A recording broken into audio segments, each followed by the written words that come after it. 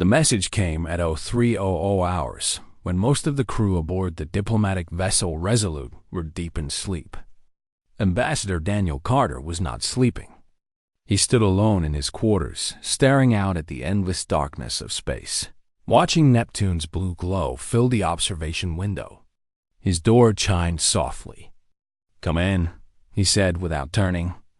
Lieutenant Commander Laura Bennett entered, her boots clicking against the metal floor. She held a data tablet in her hands, and her face was tight with concern. "Sir, we just received a priority transmission from Axiom Prime. The Galactic Council has agreed to formal peace negotiations with the Valkyrie Dominion. They're requesting our presence immediately." Daniel finally turned around.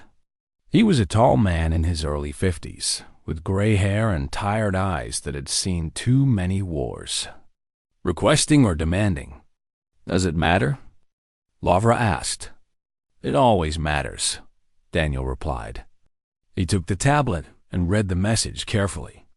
The words were polite, diplomatic, full of flowery language about cooperation and mutual respect. But underneath all of it, he could feel the pressure. The Council was not asking. They were telling. For 80 months, humanity had been fighting a war they never wanted. The Valkyrie Dominion, a proud and ancient warrior species, had demanded that the Terran Confederation surrender 3 colony worlds as tribute. It was an old custom, they claimed. Young species paid respect to their elders.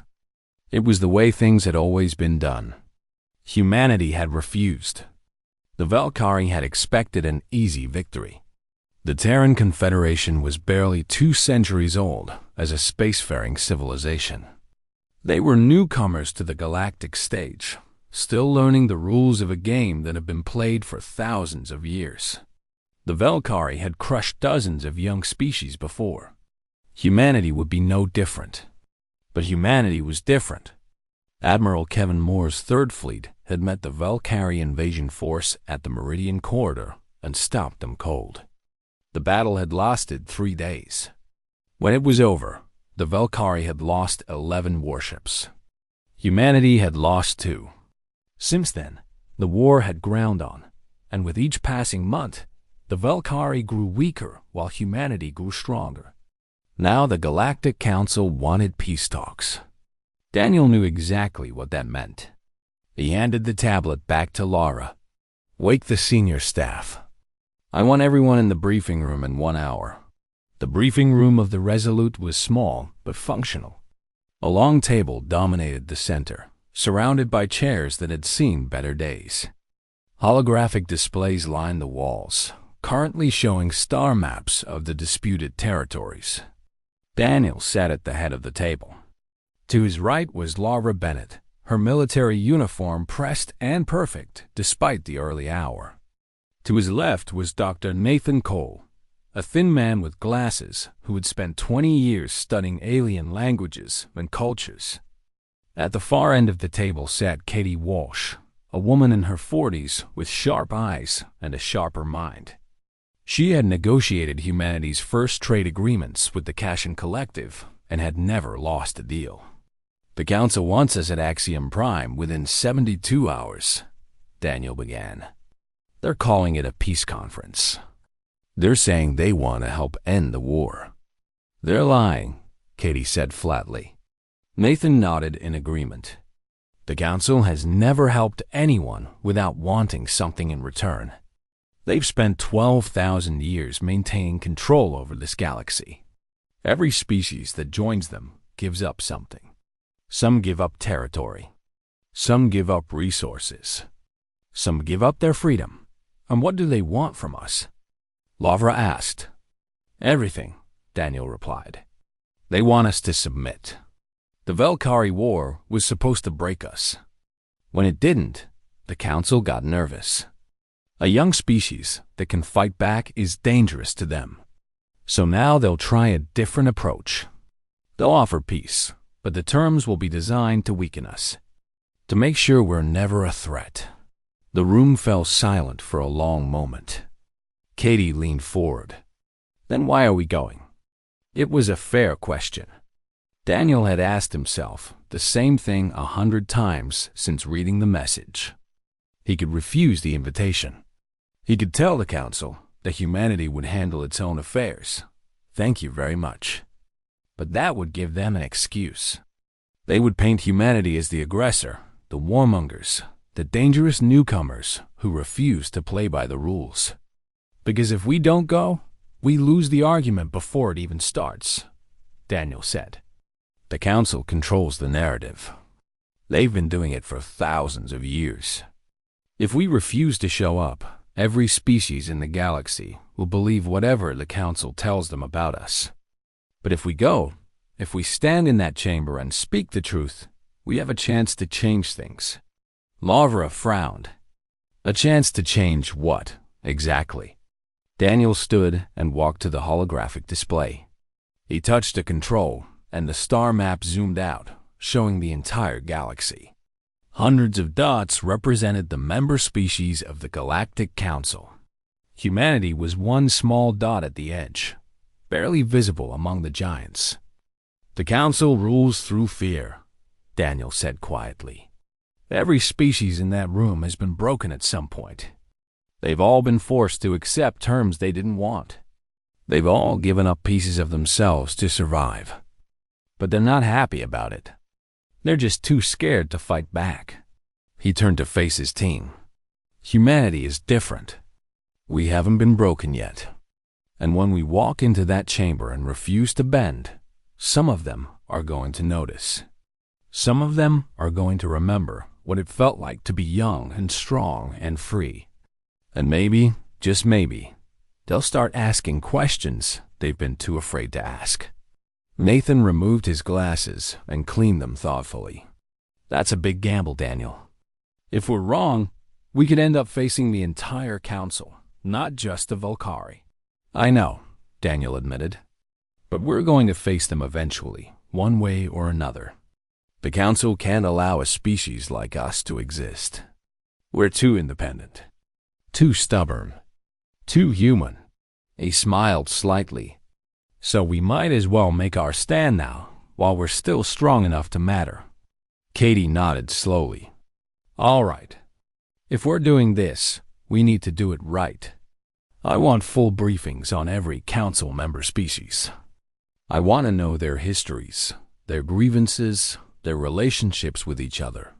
If we're going to shake things up, we need to know exactly where the cracks are. Agreed, Daniel said. Lavra, I want contingency plans for every possible scenario. If this goes badly, we need to be ready to move fast. Lavra was already making notes. I'll coordinate with Admiral Moore. The Third Fleet can be repositioned within 48 hours if needed. Daniel looked at each of them in turn. These were good people. Smart, capable, dedicated.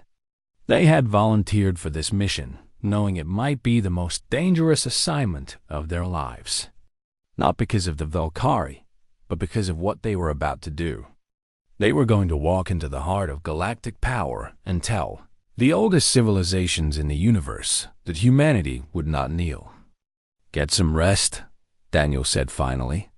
We jump to Axiom Prime at 0800, and when we get there, we're going to show the galaxy what humans are made of. The team filed out, leaving Daniel alone with the star map. He stared at humanity's tiny dot for a long time. We're not ready for this, he whispered to himself. But we never will be. So we might as well start now. He turned off the display and went to prepare for the fight of his life. Axiom Prime was older than any living species in the galaxy.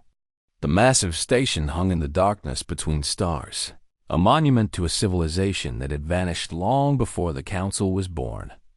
No one knew who had built it or why they had left, but everyone agreed it was the perfect place for the galaxy's most important meetings. Neutral ground, belonging to no one and everyone at the same time. The Resolute docked at Port 7, a small berth on the outer ring of the station. Daniel Carter stood at the airlock with his team, adjusting his formal diplomatic uniform. It was dark blue with silver trim, designed to look impressive without being threatening. He had worn it 3 times before, always at events that had changed the course of human history. This would be the 4th. "Remember," Daniel said quietly as the airlock cycled open, "we're here to listen first. Let them make their case. Let them show their hand. We don't react until we understand exactly what we're dealing with." Lavra nodded, her hand resting casually near the ceremonial sidearm at her hip. It wasn't loaded with live ammunition, of course. Weapons were forbidden in the Chamber of Voices. But the gesture was not lost on anyone. Nathan clutched his data tablet like a shield. He had spent the entire journey studying council records, learning everything he could about the species they would face. His head was full of names, dates, treaties, and betrayals. He hoped it would be enough. Katie walked with the confidence of someone who had faced impossible odds before and won. She had negotiated trade deals with species that considered humans to be barely more than clever animals. She had smiled at insults and laughed at threats. She was ready. A delegation of council staff met them at the dock.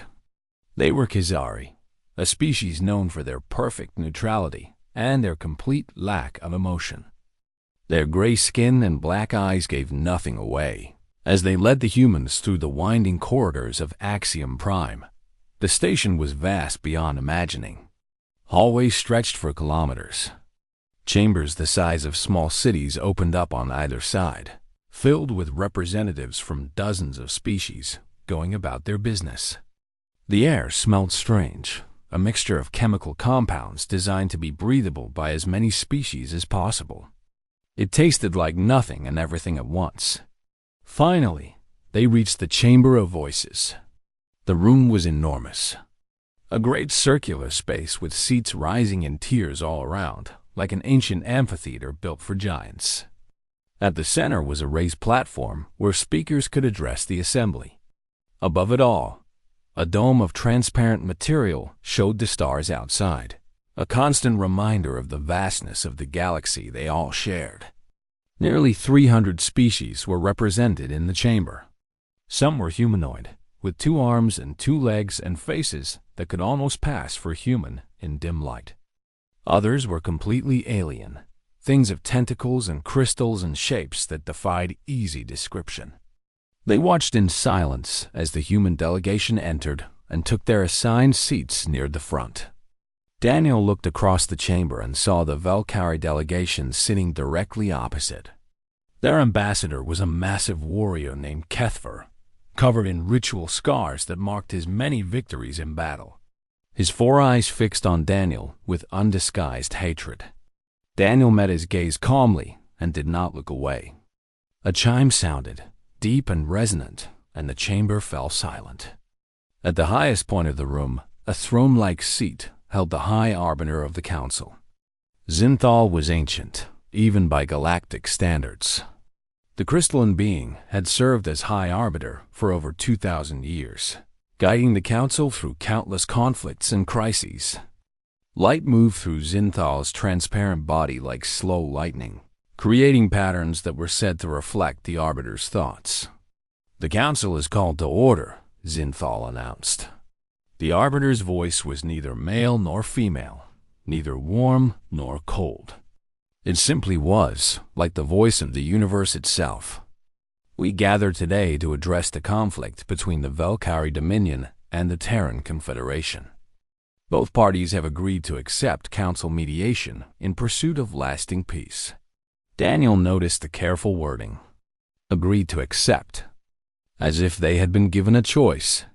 "The Council has studied this conflict carefully," Zinthal continued. "We have consulted with experts. We have reviewed the history. We have considered the needs of all parties.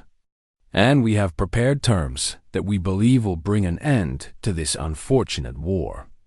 A holographic display appeared above the central platform, visible from every seat in the chamber. Daniel read the terms carefully, feeling his heart grow colder with each line. The Terran Confederation would cede the 3 disputed colony worlds to the Valkyrie Dominion. The Terran Confederation would pay reparations equal, to the full cost of Velkari military losses. The Terran Confederation would reduce its military fleet by 60% and limit all future construction to defensive vessels only. The Terran Confederation would accept a council oversight committee with full authority to monitor human military and industrial development. Daniel heard Katie draw a sharp breath beside him. He heard Laura's hands tighten into fists. He heard Nathan whisper something that sounded like a prayer. A murmur ran through the chamber. Many delegates looked uncomfortable. A few shifted in their seats, but none of them spoke against the proposal. None of them objected. Zinthal's crystalline body flickered with patterns of light. These terms are fair and reasonable. They protect the interests of all parties while ensuring stability for the wider galactic community. Does the Terran delegation wish to respond? Daniel stood slowly. Every eye in the chamber turned to watch him. He could feel the weight of their attention, the pressure of their expectations. They expected him to argue, perhaps, to negotiate, to beg for better terms. That was what young species did. That was how the game was played. But Daniel Carter had not come to play games. "High Arbiter," he said, his voice carrying clearly through the silent chamber. "May I address the full assembly?" Zinthal paused. The request was unusual, but not forbidden. "You may respond to the terms." "I won't be responding to them," Daniel said calmly, "because these aren't peace terms. They're surrender conditions. And the Terran Confederation hasn't lost this war." The chamber erupted. Voices shouted in a dozen languages. Delegates rose from their seats in outrage or shock. Kethver slammed his massive fist against his console, roaring something in Velkari that the translation system refused to process.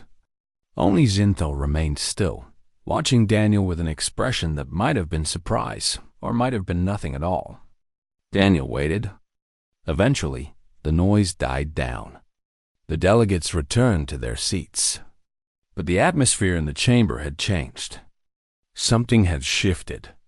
For the first time and longer than most of them could remember, someone had stood in the chamber of voices and said no. Zinthal's voice cut through the remaining whispers like a blade. "Ambassador Carter, you are new to galactic affairs. Perhaps you do not understand how things work. The Council offers guidance, wisdom, the benefit of 12,000 years of experience. When we propose terms, they are not suggestions. They are the path to peace." Daniel remained standing. "With respect, High Arbiter, I understand perfectly. And my answer remains the same. Humanity will not accept these terms. Not today. Not ever." The silence that followed was absolute. 300 species watched a lone human stand against the full weight of galactic authority. And for the first time in 12,000 years, the Council did not know what to do next. The silence in the chamber of voices stretched on for what felt like an eternity. Daniel Carter remained standing, his hands clasped behind his back, his expression calm and unreadable. He had made his first move. Now it was time to see how the Council would respond. High Arbiter Zinthal's crystalline form pulsed with slow patterns of light. When the ancient being spoke again, there was something different in that ageless voice. A hint of warning, perhaps. Or maybe just curiosity. "Ambassador Carter, the Council does not make proposals lightly. These terms were crafted after careful consideration of all factors. They represent the best possible outcome for your species. Continued resistance will only lead to more suffering for your people." Daniel nodded thoughtfully. "I appreciate the Council's concern for humanity's well-being. But I notice that these terms require us to give up everything while the Velkari give up nothing. That doesn't seem like a balanced peace to me." Kethver, the Velkari ambassador, rose from his seat. His scarred face twisted with anger. "You speak of balance? You, who have invaded our rightful territories. You, who have killed thousands of our warriors." "Invaded?" Daniel raised an eyebrow. The Meridian Corridor has been human territory for 60 years. We have colonies there, families, children. When your fleet crossed into our space without warning and began bombarding civilian settlements, we defended ourselves. That's not invasion. That's survival. The chamber stirred. Many delegates had only heard the Council's version of events, which painted humanity as the aggressor. Now they were hearing something different. Daniel turned to Laura Bennett. "Commander, if you would." Laura stepped forward and activated her personal holographic projector. Data streams filled the air above the central platform, replacing the Council's terms with something far more detailed. Battle reports, fleet movements, casualty figures, economic analyses. In 18 months of conflict, Laura announced, her voice clear and steady, the Terran Confederation has lost 4 warships. The Valkyrie Dominion has lost 37. We currently hold 6 of their border systems. Our industrial output has increased by 12% since the war began. Theirs has dropped by 23%. She paused, letting the numbers sink in. The Valkyrie are not winning this war. They're losing it, badly, and everyone in this chamber knows it. Kefir snarled something in his native language, but Zinthal raised a hand for silence. The High Arbiter studied the human data with those strange, glowing eyes. "These figures are accurate?" Zinthal asked. "Completely," Laura replied. "We're happy to provide full verification to any neutral party that wishes to examine them." Daniel stepped forward again. "The question isn't whether humanity can survive this war. We can. The question is why the Council is so eager to save the Valkyrie from their own failure." Now it was Nathan Cole's turn to speak. The quiet scholar moved to the center of the platform, his data tablet clutched in his hands. He looked nervous, but his voice was surprisingly strong. "I've spent 20 years studying the Council's history," Nathan began. "Every species in this chamber has a story. Every species remembers when they first encountered the Council. And do you know what I found?" He looked around the room, meeting eyes with delegates from a dozen different worlds. "Every single one of you was given terms like these. Maybe not exactly the same, but close enough. Give up territory. Accept oversight. Limit your military. Pay tribute to someone stronger." Nathan shook his head slowly. "The Council doesn't want peace. The Council wants control. And the easiest way to control a species is to break them when they're young, before they're strong enough to fight back." The murmur that ran through the chamber was different this time. There was anger, yes, but also something else. Recognition. Memory. Old wounds that had never fully healed. Katie Walsh stepped forward, her sharp eyes scanning the assembly. "We talked to the Kashians before we came here. They told us about their own encounter with the Council, 3,000 years ago. How they were forced to give up their entire military fleet. How their economy was restructured to serve Council interests. How they spent centuries rebuilding, always under the watchful eye of Council monitors." She turned to face a delegation near the back of the chamber. "The Rethkai shared their historical archives with us. They showed us records of how the Council intervened in their civil war, not to bring peace, but to ensure that the faction most loyal to Council interests would win." Another turn. This time toward a group of insectoid beings on the left side of the room.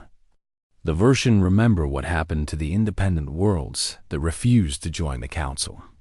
How they were isolated, sanctioned, and eventually absorbed one by one. How their cultures were slowly erased until nothing remained but obedience. Katie's voice rose, filling the chamber. "You all know the truth. You've always known it. The Council doesn't maintain peace. The Council maintains power. And it does that by making sure no one is ever strong enough to challenge the way things are." For a long moment, no one spoke. The delegates sat in stunned silence, centuries of carefully maintained illusions crumbling before their eyes. Then Kethver lunged to his feet, his massive form trembling with rage. Lies! All lies! The Council has protected the galaxy for 12,000 years. The Council is justice. The Council is order. You humans are nothing but dangerous animals who refuse to accept your place in the natural hierarchy. Our place? Daniel asked calmly. And what place is that? Beneath us. Kethver roared. Beneath all of us. You are children playing at being adults. You should be grateful that the Council is willing to let you exist at all. Daniel smiled. It was not a warm smile. That's exactly the attitude that started this war, Ambassador. The belief that some species are naturally superior to others. The belief that might makes right. The belief that young civilizations should be forced to bow before older ones simply because they came first. He looked up at Zinthal. High Arbiter, humanity came to this chamber hoping for genuine peace. We were willing to negotiate. We were willing to compromise. But what we've been offered isn't negotiation. It's subjugation dressed up in diplomatic language. Daniel's voice hardened. We've studied your history. We know how this works. You find a young species, wait until they're in a vulnerable position, and offer them a choice that isn't really a choice. Accept your terms or face the consequences. Most species accept because they're afraid. They don't think they can win. He squared his shoulders. Humanity is not afraid. We don't think we can win. We know we can. Not because we're stronger than everyone else. Not because we're smarter or more advanced. But because we're willing to fight for what's ours, no matter the cost. The chamber had fallen completely silent. Every delegate watched the human ambassador with a mixture of shock, fear, and something else. Something that looked almost like hope. Zinthal's crystalline form flickered rapidly, patterns of light racing across that ancient surface. When the High Arbiter spoke, the voice was careful and controlled. You are making accusations against this council that cannot be easily dismissed. You are challenging traditions that have stood for longer than your species has existed. Do you understand the consequences of what you are doing? Daniel met those glowing eyes without flinching. I understand perfectly, he said, and I'm just getting started. High Arbiter Zinthal rose from the ancient throne, and the chamber of voices fell into immediate silence. The crystalline being towered over the assembly, light dancing through that transparent body like captured stars. For 2,000 years, Zinthal had guided the council through every crisis, every conflict, every challenge to its authority. None had ever succeeded in shaking the foundations of galactic order. Until now. Ambassador Carter, Zinthal said, and the voice carried the weight of millennia. You stand in the oldest hall of justice in the known galaxy. Species beyond counting have come to this chamber seeking wisdom, seeking peace, seeking a place in the great community of civilizations. All of them learned that cooperation requires compromise. All of them understood that the good of the many must sometimes outweigh the desires of the few. The High Arbiter moved slowly down from the throne, descending toward the central platform where Daniel stood. Each step echoed through the silent chamber. Humanity is young, impatient, full of fire and fury that older species learned long ago to control. This is not a weakness. It is simply the nature of youth. The Council does not seek to punish humanity for being young. We seek only to guide you toward a more peaceful future. Daniel listened respectfully, but his expression did not change. Zinthal stopped at the edge of the platform, barely 3 meters from where Daniel stood. Up close, the High Arbiter was even more impressive. That crystalline form seemed to contain entire galaxies, swirling with light and shadow. Accept the terms we have offered, Zinthal continued. Not because you must, but because it is wise. The Valkyrie War will end. Your people will have time to grow, to develop, to find their place among the stars. In a few centuries, you will look back on this moment and understand why we asked what we asked. Daniel waited until he was certain the High Arbiter had finished speaking. Then he took a deep breath. With the greatest respect, High Arbiter, I must decline. The words hung in the air like a declaration of war. Xinthal's crystalline form flickered. You understand what you are doing? You are refusing not just these terms, but the wisdom of the Council itself. You are setting your species apart from the galactic community. There will be consequences. I understand, Daniel replied calmly, and I accept those consequences. But I cannot accept terms that would cripple my people's ability to defend themselves. I cannot agree to pay tribute for a war we did not start. And I absolutely cannot allow foreign powers to monitor and control humanity's future development. He stepped back and looked around the chamber, meeting the eyes of delegates from dozens of species. Some looked angry. Some looked frightened.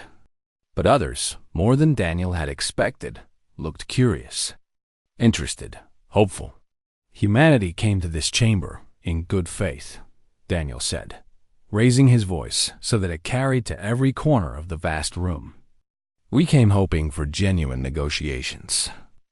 A real discussion about how to end this conflict in a way that was fair to both sides. Instead, we found a rigged court. Terms that were decided before we even arrived. A process designed not to achieve peace, but to force our submission. He shook his head slowly. That's not diplomacy. That's theater. And humanity has no interest in playing a role in someone else's play. Daniel turned to his team. Lavra, Nathan, and Katie stood ready, their faces set with determination. They had known this moment was coming. They had prepared for it together. We're leaving, Daniel said. The chamber exploded into noise. Delegates shouted in alarm. Kepher roared with triumph, believing the humans were retreating in defeat. Xinthal raised a hand for silence, but for the first time in living memory, the chamber did not immediately obey. Through it all, Daniel and his team walked calmly toward the exit. They did not hurry. They did not look back. They simply walked, as if they had all the time in the universe. Xinthal's voice cut through the chaos, sharp and commanding. Ambassador Carter, if you walk away from this chamber, the Council will be forced to consider humanity a destabilizing influence. There will be consequences beyond the Valkyrie War. Your species will face isolation, economic sanctions, perhaps worse. Daniel stopped at the chamber's entrance. The massive doors stood open before him, offering escape into the corridors of Axiom Prime.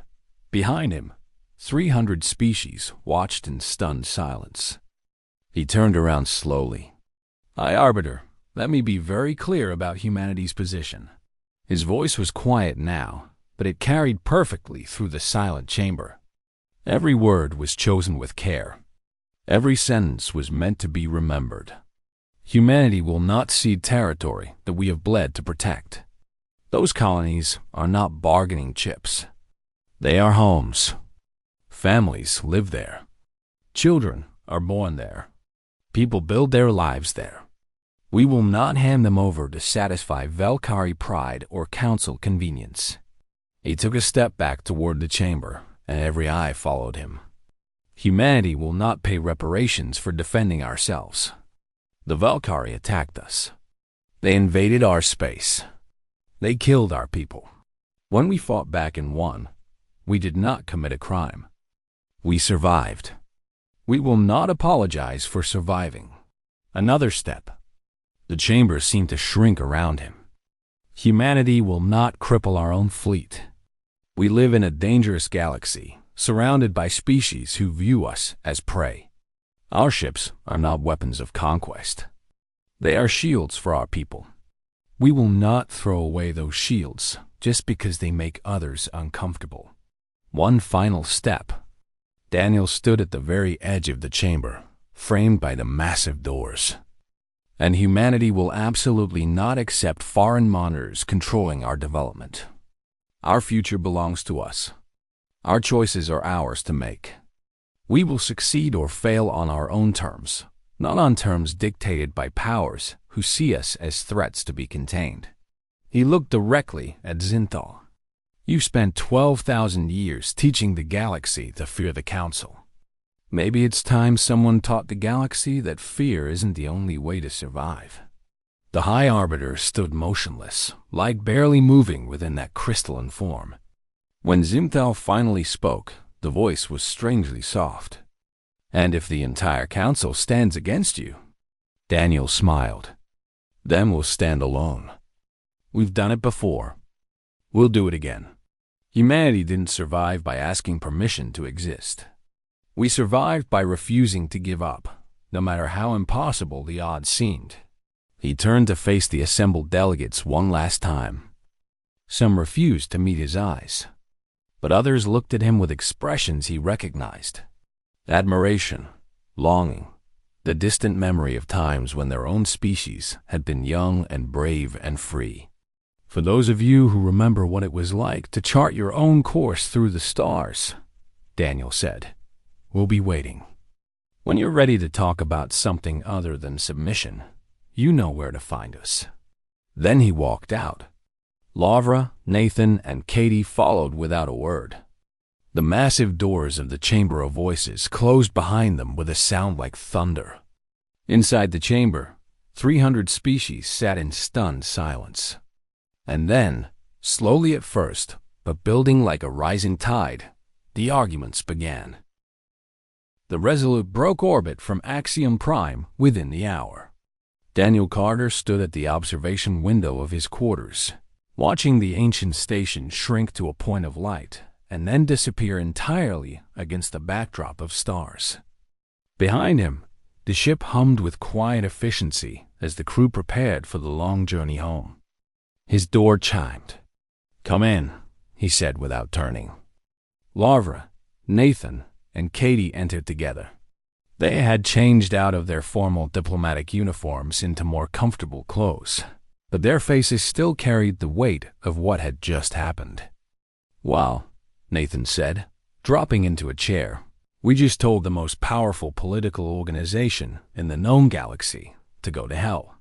I'm still trying to figure out if that was incredibly brave or incredibly stupid. Why can't it be both?" Katie asked, a small smile playing at the corners of her mouth. Daniel finally turned from the window. He looked tired, but there was something else in his eyes. A spark that hadn't been there before. A sense that something fundamental had shifted. "What happens now?" Lavra asked. "The Council won't just let this go. They're going to come after us somehow."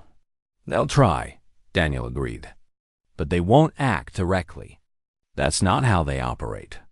The Council rules through consensus, and right now, consensus is the last thing they have."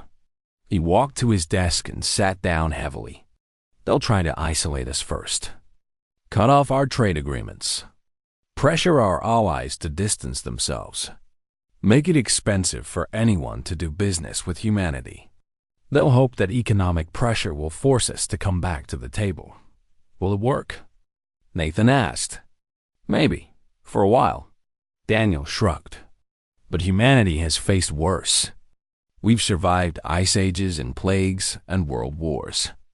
We've rebuilt from ashes more times than most species have existed.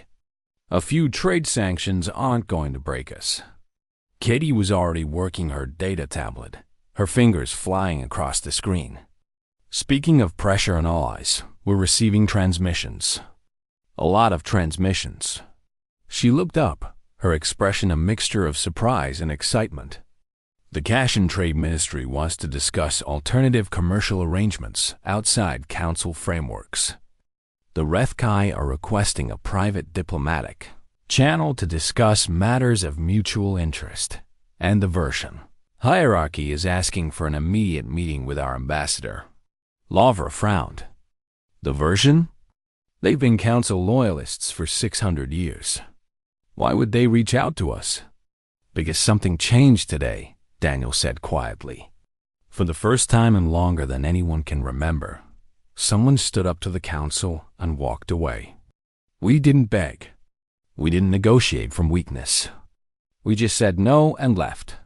He stood and began pacing the small room. The council maintains power because everyone believes resistance is futile. Species accept unfair terms because they think they have no choice. But today, 300 civilizations watched humanity choose differently. Some of them are angry.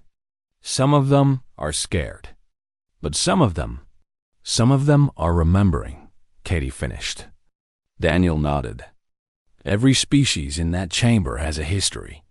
A time before they joined the council. A time when they were young and independent and made their own choices. Most of them have forgotten what that felt like. But today, we reminded them. Nathan leaned forward, his scholarly mind already racing ahead. If enough species start questioning council authority, the whole system could destabilize.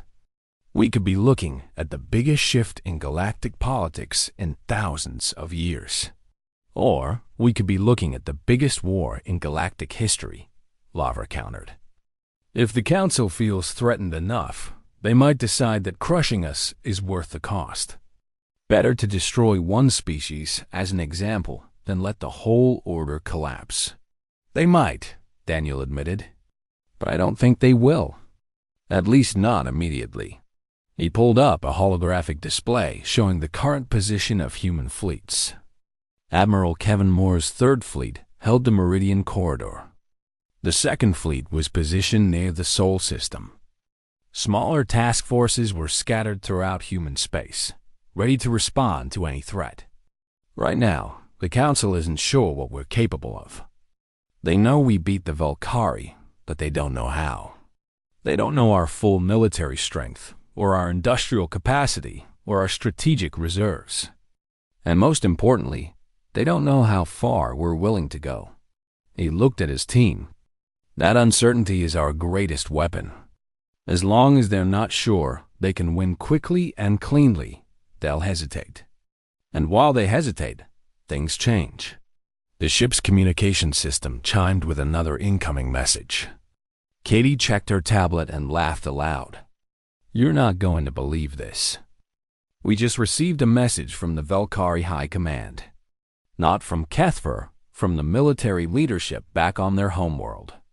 They're requesting direct negotiations with the Terran Confederation, bypassing the Council entirely. Lavra stared at her. The Valkyrie want to negotiate with us? After everything that just happened? It seems the military wasn't happy about their ambassador's performance, Katie explained. They're practical people. They can read battle reports just as well as we can. They know they're losing. And if they have to accept defeat, they'd rather accept it from us than have the Council dictate terms. Daniel smiled. It was the first genuine smile any of them had seen from him in weeks. And there it is, the first crack in the wall. He walked to the window and looked out at the stars again. Somewhere out there, the Galactic Council was scrambling to understand what had just happened. Somewhere, species that had been quiet for centuries were beginning to whisper among themselves. Somewhere, an old order that had stood for 12,000 years was starting to tremble. What do we do now? Nathan asked. Daniel turned back to face them. We go home. We tell our people what happened. And then we get to work. The Council is going to come after us with everything they have. We need to be ready. He paused, and when he spoke again, his voice was softer. But more than that, we need to show the galaxy that there's another way. The Council rules through fear. They make species feel small and weak and alone. We need to do the opposite. We need to make them feel strong. Lavra nodded slowly. You want to build an alliance. I want to build a community, Daniel corrected. Not one that forces species to obey, but one that invites them to cooperate. Not one that demands tribute, but one that offers partnership. something the Council has never understood and never will. He looked at each of them in turn. It won't be easy. It might take generations. But today, we planted a seed. And seeds have a way of growing into things much bigger than anyone expected.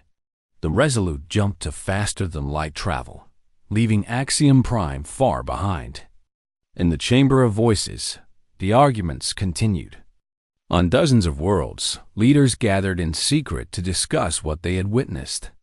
And in the depths of Council headquarters, High Arbiter Zintal sat alone in the darkness, contemplating a future that had suddenly become very uncertain. The old order was cracking. The galaxy was waking up. And humanity was just getting started.